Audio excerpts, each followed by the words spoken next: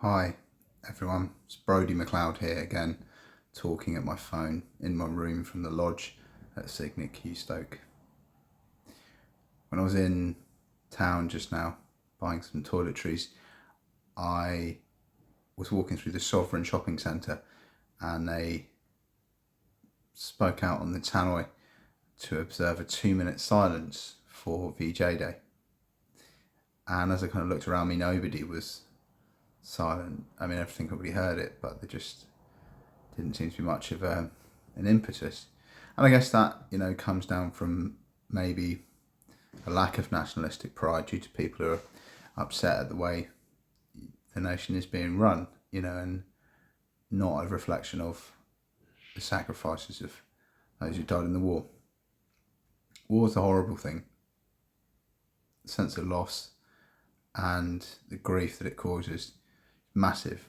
And after the Second World War, we tried to kind of come together and create organisations which would reinforce peaceful initiatives and enact a pathway to a collective, unionised, democratic, global community where we'd never decline or fall into outright war once again. It wouldn't happen, that was the idea. Never again, they said. But since then, the word freedom gets bounded around a lot. There's a saying, the worst kind of imprisonment is being in prison, but you can't see the bars. There's this ridiculous paradox now. You get somebody in, rich area in London, Knightsbridge, Islington. Islington, I don't even know if there is a place called Islington. That's in Devon. Knightsbridge, I'll go with Knightsbridge. So Knightsbridge, you might see a guy with his hat on the floor, asking for money. You see a guy walking past him, suited and booted and,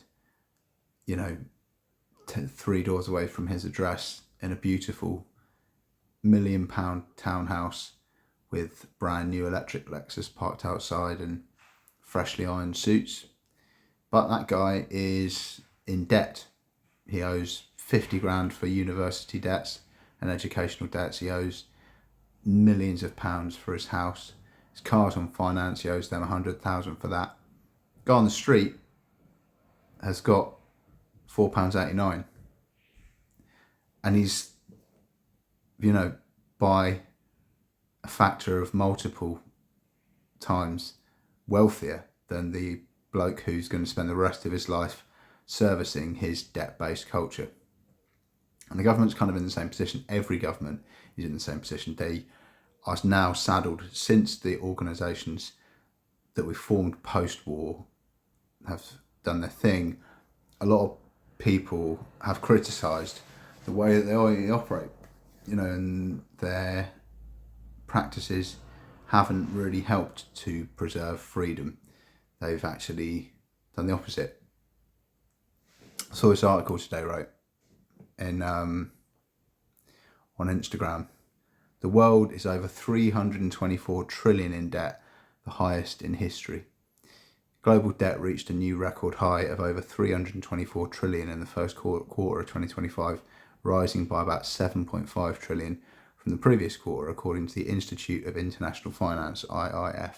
This increase was driven mainly by China, France and Germany, while debt levels fell in Canada, the UAE and Turkey. The jump was more than 4 times the average quarterly increase since late 2022, with weaker US dollar contributing to the rise in debt, with measured in USDs. Global debt-to-debt GDP ratio remained just above 325%, but in emerging markets it climbed to a record 245%. Total emerging market debt reached over $106 trillion, with China alone adding more than $2 trillion in the quarter. Other major contributors included Brazil, India and Poland. Emerging markets face a record $7 trillion in bond and loan repayments for the remainder of 2025, while developed economies must manage nearly $19 trillion in redemptions. If you're like me, I don't have a maths GCSE. I've got a D in maths, and that's all I've got is GCSE level. I don't really understand complex economic stuff, and I don't want to make a video that's boring.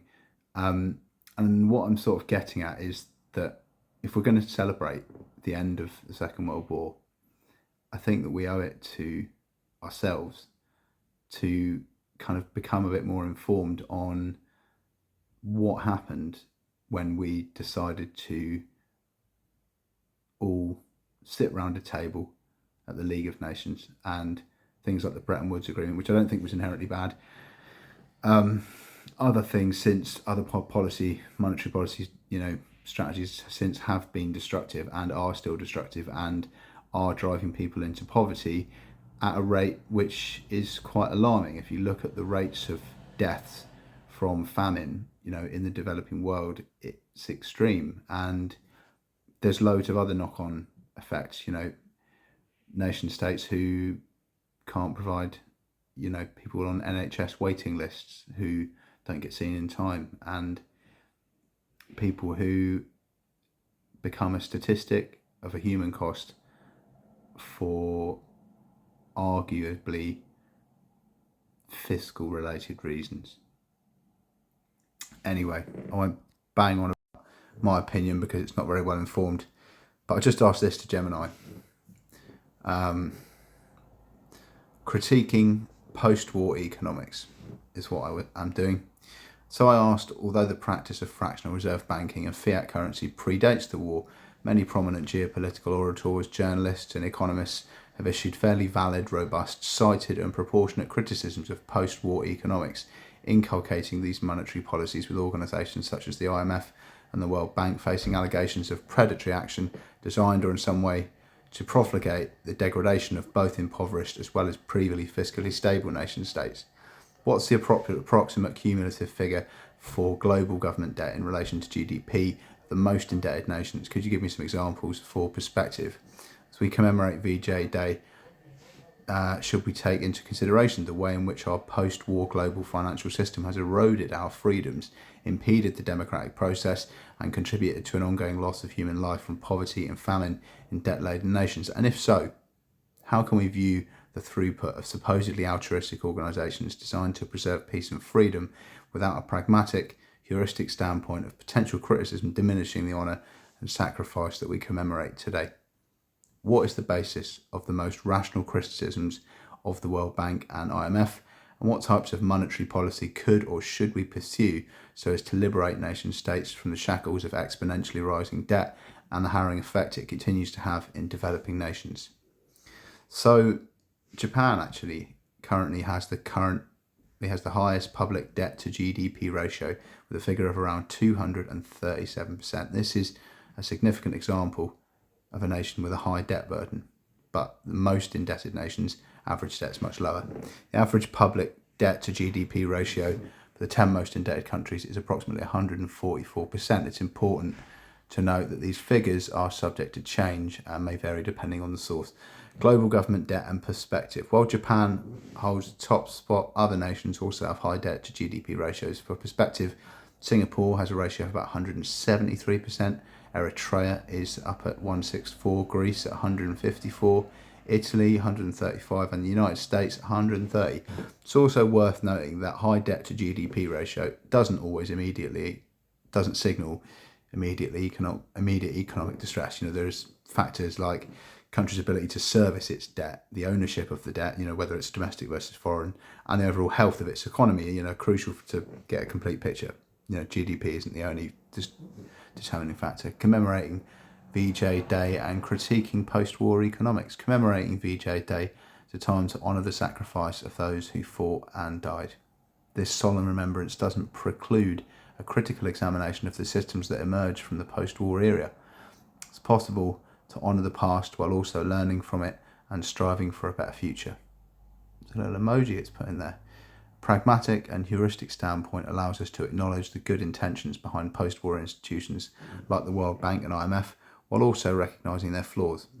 The World Bank and IMF were created to rebuild war-torn nations and promote global financial stability, which are noble goals. However, a critical view suggests that these institutions have not always lived up to their altruistic ideals.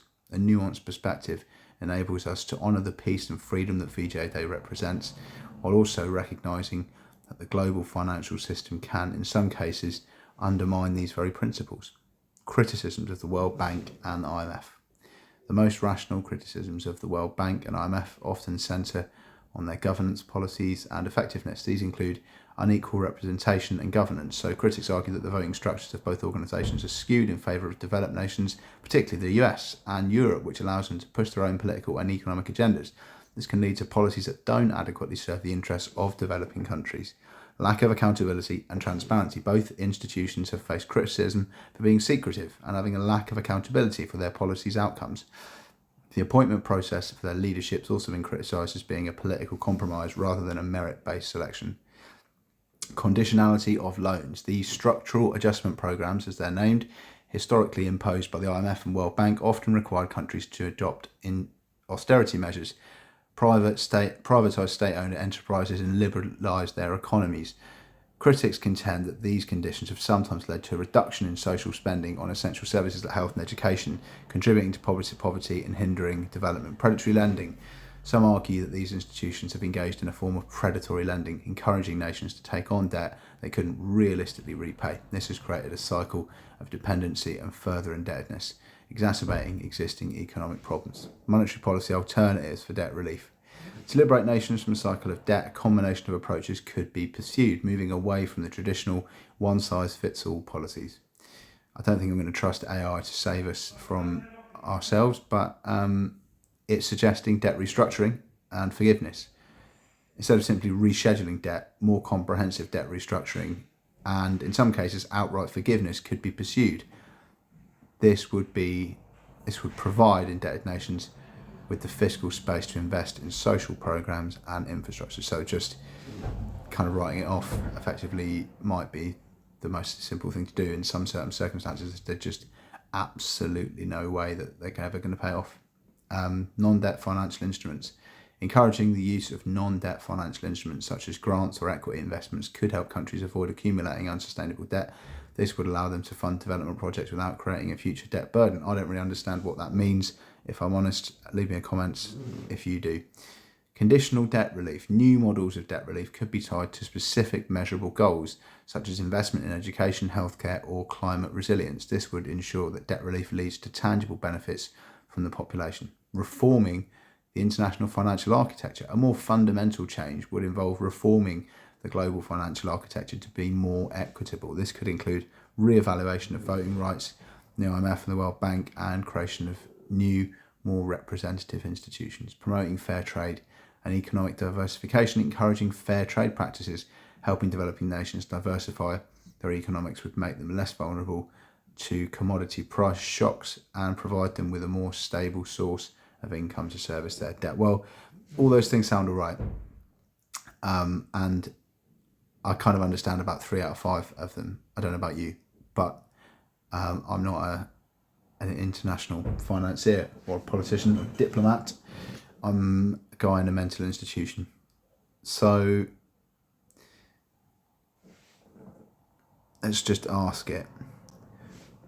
What are the policy suggestions of the campaign group Positive Money, and could they hold the solution to our debt crisis?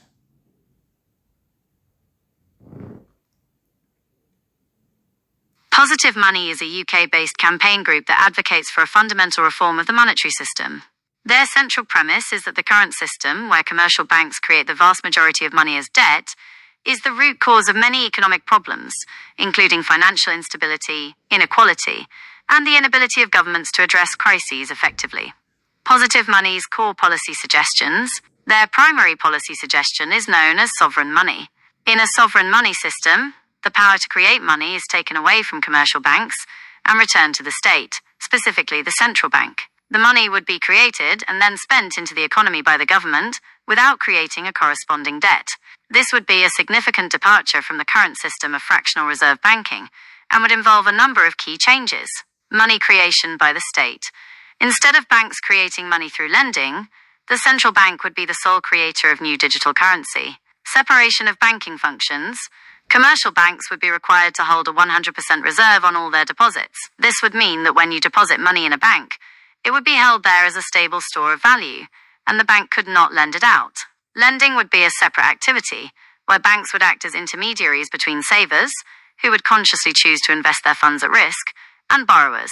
Introduction of new money. The newly created money could be injected into the economy in a few ways. Government spending. The government could use the new money to fund public services, infrastructure projects, or green initiatives, without the need for additional taxation or borrowing. Tax cuts. The government could use the money to reduce taxes, putting more money directly into the hands of citizens. Citizens' dividend.